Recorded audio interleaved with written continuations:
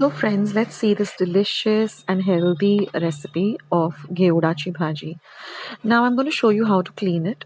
So you have to take off the tips as I'll show you, and you will see this string kind of thing coming off. So do that at both ends. So don't wash the Geuda first. First we're going to clean it. Now just pop it open like this, like you would with a green pea or matar. Check the beans inside. If they are soft or if they look rotten, then just get rid of them, and then just tear the with your fingers, just tear the gouda into these small pieces like this. Now you may encounter strings more than once, so that's why it's preferable to do it by hand rather than using the knife. So do get rid of the strings, do otherwise when you're eating the vegetable, it will really create havoc. So check for the inside that the beans are good inside.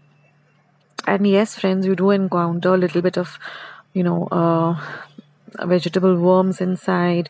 So get rid of those also. I'll show you after when I finish cleaning. I'll just show you what you should not be using and what you should get rid of. So then with your hands, just stir it, because every time you might get the string or you might not get the string.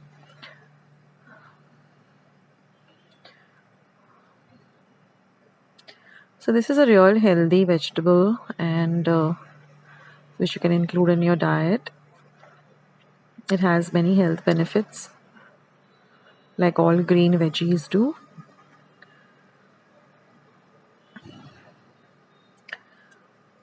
So while I was cleaning, the ones over here luckily were all very good, but I just had about 2 or 3 which had a little bit of rotten beans inside. Some of them did have vegetable worms, about just 1 or 2, so I had to throw those out, but I will show you what you should get rid of. So now I'll show you what this is the end result. I've just cleaned it up. So now if you find something looking like this, which is rotten, which has a grayish or a brownish effect inside, but the beans are very soft and mushy, or they look really old and dried up like this, or they have like a very soft grayish texture, then get rid of that. Luckily I had a good the whole thing was nice, just a few of them.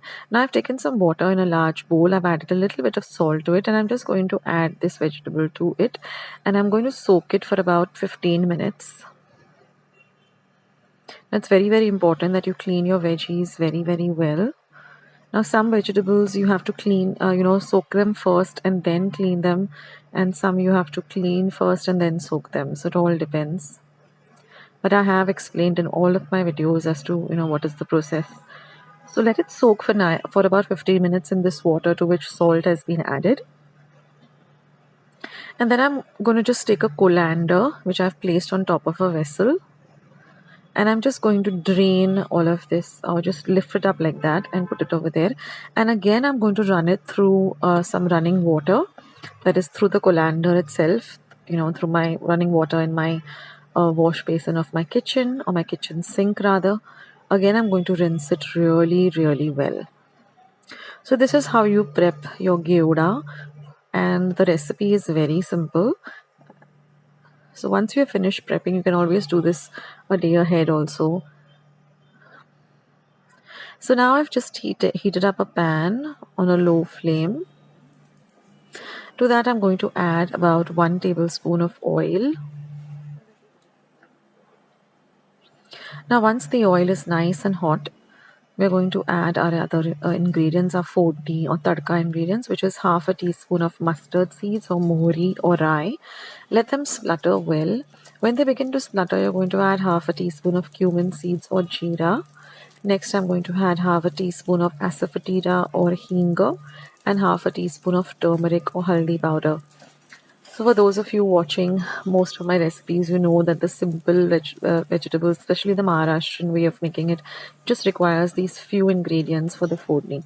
So now mix everything really well in the oil, and you're going to add your cleaned up geuda to it, or flat beans, and you're going to mix everything really, really well together.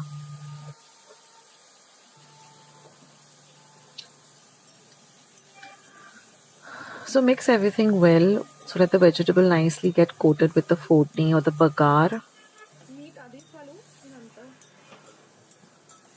Now this vegetable can be had with some puris or chapatis or some dal, rice. I mean anything. It's just a an accompaniment to any nice meal.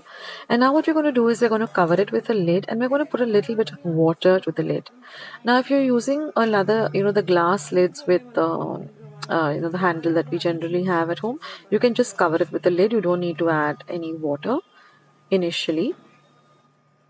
Now every 3 minutes, just stir it in between. Carefully lift the lid. Just stir it in between every 3 minutes and add a little bit of the water because the water has now become hot. So you can add a little bit of the water so it helps the vegetable to cook. So if you're using a cover with a lid, a glass cover with a handle, just add a little bit of warm water or just sprinkle a little bit of warm water on top so that helps the vegetable cook. So just do this for about 8 to 10 minutes till the gouda is nice and cooked. It takes about 8 to 10 minutes on a low flame. Never cook on a high or flame, always cook on a low flame so the vegetable gets nicely cooked. Now you can see that the gouda is nicely cooked. It becomes a darker green color when it's cooked. So now we're going to add all the lovely seasonings. So I'm going to start by adding salt to taste. Now always add a little salt initially, otherwise then you can always add the salt later after you've tasted it. Never add too much salt because very salty food is not good for health and nobody likes to eat extra salty food. Now I'm just going to add half a teaspoon of red chili powder. Then I'm going to add 1 teaspoon of Goda Masala or Kala Masala. I have my homemade Goda Masala recipe. I'll leave it in the link below. If I forget to do so, just type Goda Masala Akshata's recipes in the YouTube search button and you will find it. That's the easiest way to find my recipes. Just type the recipe. Like you're looking for Upma, just say Upma Akshata's recipes and mine will pop up. So now I'm going to add 1 tablespoon of ghee or jaggery. If you're not used to using ghee or jaggery, you can even add a pinch of sugar. A little sweetness, elevates the flavor of this dish. And we're just going to cook everything for another 2 minutes till everything really comes together nicely. Now you could add some grated coconut also for garnish, but I didn't want to add it. I just like to have it plain like this. And your gevra bhaji is all ready, guys. So I hope you will try out this recipe and do leave your comments in the comment section below. I'll catch you in my next video. Take care. Bye. We call it poris at our home. So to make 4 of these poris, I'm going to use 1 cup of whole wheat flour. Now I'm going to add approximately about 1/4 cup of room temperature water, a little at a time. Basically, you want to get all of this flour together. It should not be soggy and it should not be dry. So just add a little water at a time till you can get all of the flour together. I love kneading dough with my hands rather than using a machine because then you get a real feeling of how the dough is. So just knead all of the dough till all of the dry dough is now become a part of this particular dough. And then you're just going to drizzle a few drops of oil. You can also use clarified butter or ghee and again knead this for a whole half minute till you get a very pliable, flexible and nice and soft yet firm dough. So kneading it is very, very important. And you can see that the bowl is also clean. Now I'm going to take my rolling surface. I've already got my pan heating up. I'm going to dust a little bit of this whole wheat flour. So we're going to need that. We're going to need a spatula, which is called a ulatna. And you're going to need a rolling pin or a latna, as you call it in Marathi. And now you're just going to dust your surface with a little bit of the whole wheat flour. Your tawa is nice and hot. That's very important that your tawa is hot. And now I'm just going to take a piece, a small ball of the dough, and I'm going to roll it between the palms of my hands to a very smooth, without any cracks kind of a ball. It has to be really, really smooth. Now we're just going to add a little more flour and you're going to roll it. Now what I like to do is I don't like to roll it in the middle. I like to roll the sides. I like to pull the sides, not the middle. And that way you get a very even sized chapati or roti or puri. Just keeping it, pulling it from the sides like this. It should be very even and round and look really nice and pleasant. like this. And now you're just going to place it on your pan. The pan is to be nice and hot. You're going to cook from a low to medium. And after some time, you'll notice that the top of you just have to turn it within about half a minute, and you'll see this little small little kind of not balloon, but it's kind of a fugofying, as you can say. So you get these small little things coming up. So just press them down with your ulatna or your spatula, and then you see that how it starts to swell up and double like this. So just roast it nicely on both sides, and then just take it out in your chapati box or your puri box, and then just apply some lovely ghee on it. The ghee will keep it nice and soft, and it makes it really delicious to eat. So I'll show you how soft these are. You can literally fold them and squeeze them in between your hands. They're so soft and yummy. And now the third one I'm going.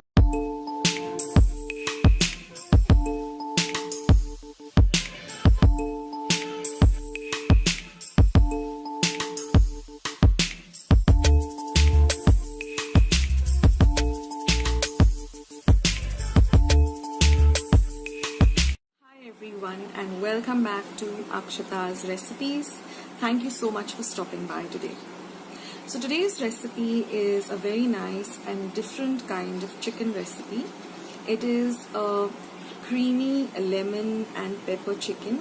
It's got a very different flavor, lovely flavor of pepper, lemon, and it's nice and creamy, and it goes really well with some hot puris or chapatis or rotis. It's super simple, friends, with ingredients that we have at home, and you'll see. So let's go to my kitchen and let's start making this lovely creamy lemon pepper chicken. So friends, let's get started with today's recipe of creamy lemon pepper chicken curry. It's a very different kind of curry, and it has this beautiful flavor of a lot of lemon and pepper. Now we're going to start by marinating the chicken. So I've taken about 250 grams of boneless chicken breast. I've washed it well and cut it up into small, even-sized pieces. That way they cook very well and quite quickly and evenly.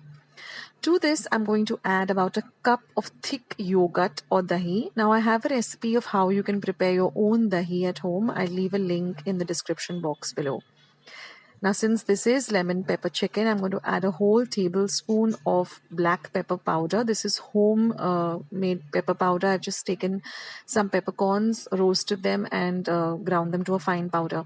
Next, I'm going to add half a teaspoon of turmeric powder or haldi powder. This adds a lovely color. Next goes in the juice of one entire lime, or you can measure it to at least 1/4 cup of lime juice. Next goes in 1 tablespoon of ginger garlic paste, and I'm going to season it with some salt. Now for the ginger garlic paste, I've taken about 6 cloves of garlic and 1 inch of ginger and made a fine paste with it. Now we got to give everything a nice good mix, and we need to marinate this for at least 15 to 20 minutes minimum, and if you can keep it for an hour, even better, because then everything gets nicely marinated and the flavors really come out very well. So marinating it is very, very important. Now if you don't have a lot of time, 15 to 20 minutes will also do. Now after marination, I've just taken a pan and I've heated about a tablespoon of oil. To that oil, I'm going to add 1 light green chili, which I have diced very finely. We're going to fry the chili well because we want to infuse the oil with this lovely flavor of chili. Next, I'm going to add 1 teaspoon each of ginger paste as well as garlic paste. Now, although we've marinated the chicken with ginger garlic, we still need to add a little more of ginger garlic paste to really, make this curry really flavorsome. So you can add 1 teaspoon each of ginger garlic paste, or again half a tablespoon of ginger garlic paste. Next, I'm going to add this coarsely ground powder, which I've made out of cloves, cardamom, and some cinnamon.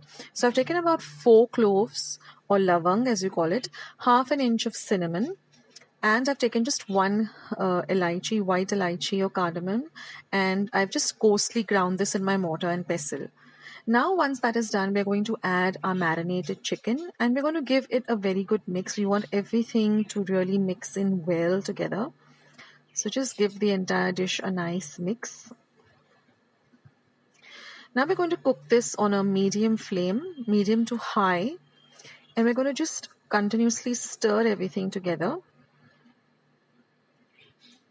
Now I've made a slurry of corn flour. I've taken 1 tablespoon of corn flour and about half a cup of water, made a thick paste, and I've just added that to the chicken.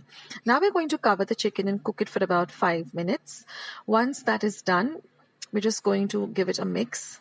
And now I've added about half a cup of cream. Now you don't need to really use the fresh cream. You can use just normal cream, which is there, the top layer of the milk, or if you have fresh cream, you can use that. And then we're just going to garnish it with some lovely freshly chopped coriander. And that's it, friends. And our lovely creamy lemon pepper chicken is all ready. You have to make this dish because it has such a different taste, and it is really, really full of flavors and really, really delicious. Also, I would like to mention here that I have many other easy and quick chicken recipes on my channel. So just go to my channel page, Akshata's Recipes. You will see something called playlist. Click on that and then you'll see chicken recipes. So click on that. So now I'm going to heat a pan. Take a large pan, something similar to a wok.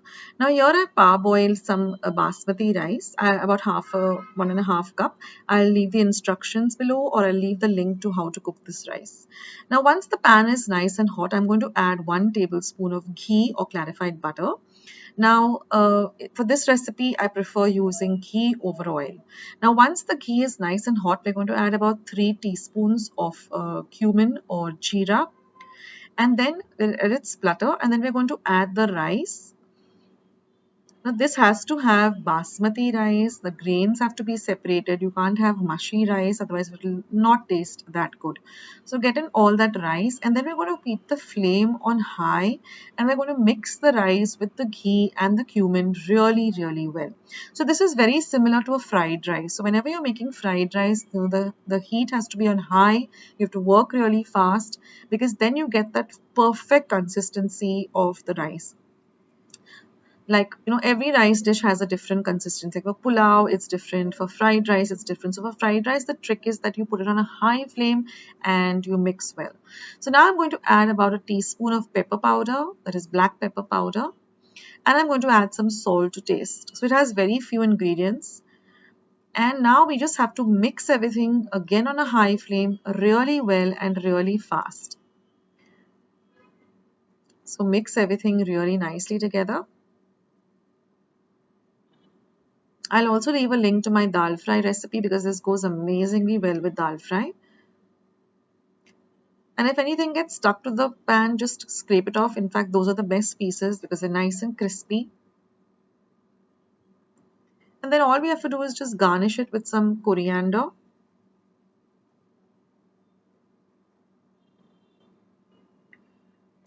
And your jeera rice is all ready. So enjoy these 2 recipes, try them out, and let me know in the comment section how you liked it.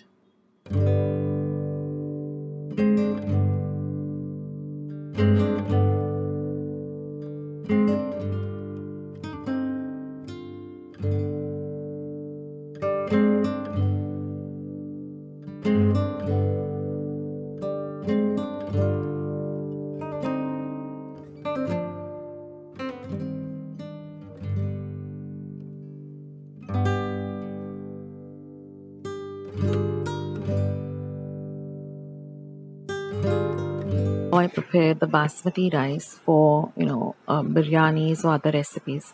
Now here I've washed my basmati rice very well. So I've taken about 1.5 cups, and I'm going to wash this really well, and I'm going to soak it in 3 cups of water for at least 15 to 20 minutes. Then I'm going to put it onto the gas, onto the flame, and I'm going to boil it on a very high flame. So my flame is full.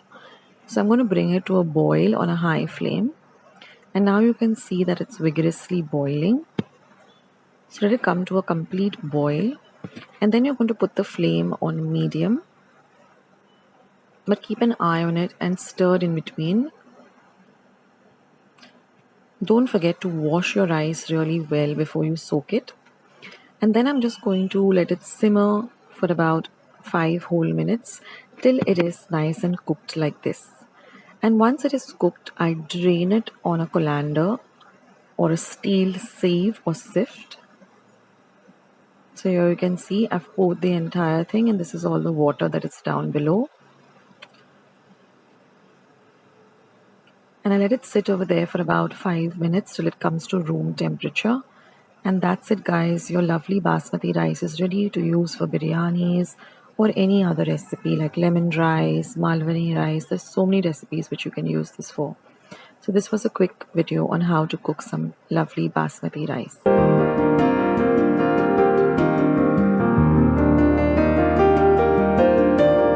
Ripe banana bhajias at home. Now for the batter, I'm going to take half a cup of besan or chickpea flour. To that, I'm going to add half a teaspoon of turmeric or haldi powder to give it that lovely color. I'm going to add half a teaspoon of salt. Now here I have half a cup of oil heating up. I'm going to mix the dry ingredients really well, and then I'm going to add a little water at a time and whisk it really well so there are no lumps in the batter. And we're going to make a nice thick batter like you would make for any bhaji, like kanda bhaji, batata bhaji, kapa. So add little water time. We don't want a very thin, runny batter. We don't want a very thick batter. It should just be right. So add little water at a time. Don't add too much water. And just mix this up really nicely. Now all of us have bananas at home, and this ripe banana bhaji is something very different. So when you bite it, on the outside you have this lovely. Okay, now I'm just going to add a little bit of the hot oil that is called mohan, and that makes the bhaji really crispy. So now, when you bite into these bhajis, on the outside you have this crispy batter and inside you have this soft cooked banana. It's just exquisite. Now here I'm using one ripe banana. You can double the quantity if you want to make more.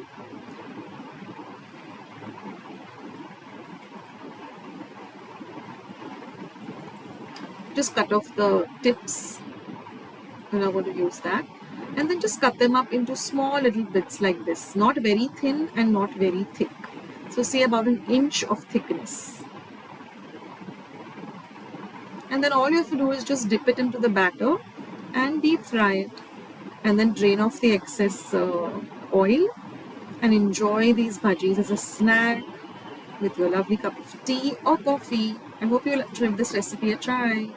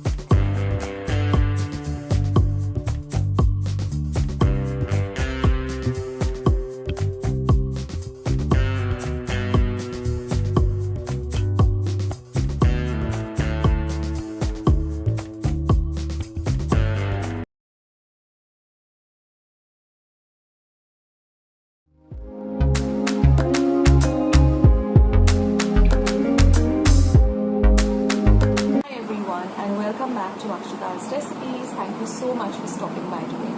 So today's recipe is this lovely sugar-free Dudhi halwa recipe, something very light and delicious.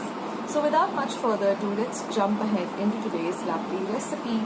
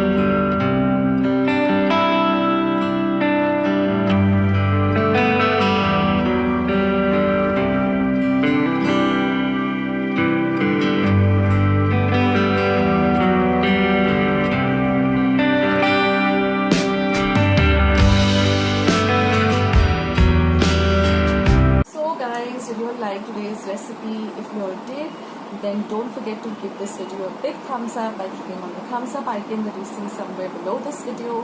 Also, don't forget to hit the subscribe button if you haven't already and become a part of Akshata's recipes. Once you have subscribed, do click the notification bell, click on all, that way whenever I put up a new video, you get a message for the same. Thank you so much for watching, and I'll catch you soon in my next video, sooner than you think. Bye!